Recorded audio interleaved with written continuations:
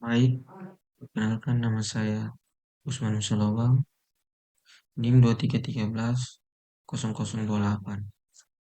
Di sini saya akan mempresentasikan tugas UAS tentang arsitektur komputer.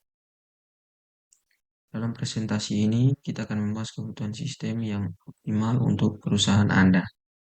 Kita akan menganalisa pilihan prosesor, manajemen memori, dan strategi penyimpanan data, dengan fokus pada pengolahan data real time. Begitu baik, kita lanjut ke slide berikut, analisa kebutuhan sistem.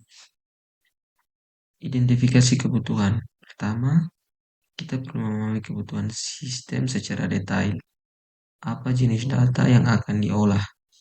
Apa target performa yang ingin dicapai? Apa batasan sumber daya yang tersedia? Menganalisis kebutuhan. Setelah memahami kebutuhan, kita dapat menganalisis jenis prosesor yang paling sesuai. Apakah CPU, GPU, atau ASIC yang paling cocok untuk memahami kebutuhan performa dan efisiensi. Yang berikut mengidentifikasi jenis prosesor seperti CPU. CPU cocok untuk tugas umum dan multitasking.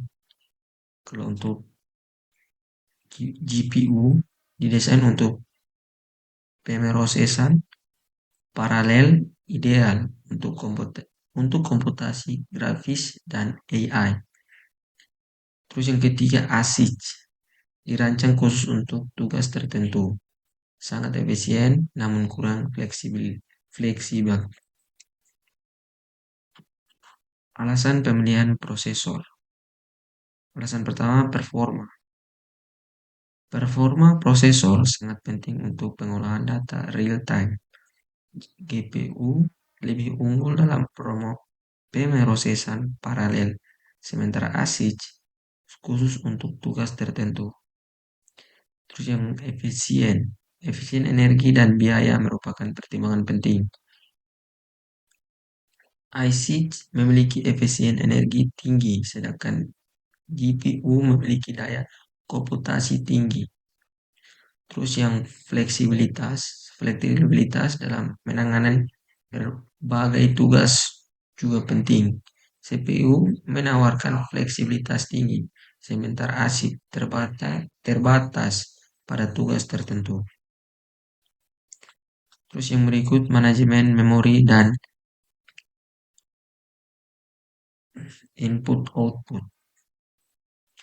Manajemen memori sistem perlu mengelola akses data besar dalam memori utama atau RAM.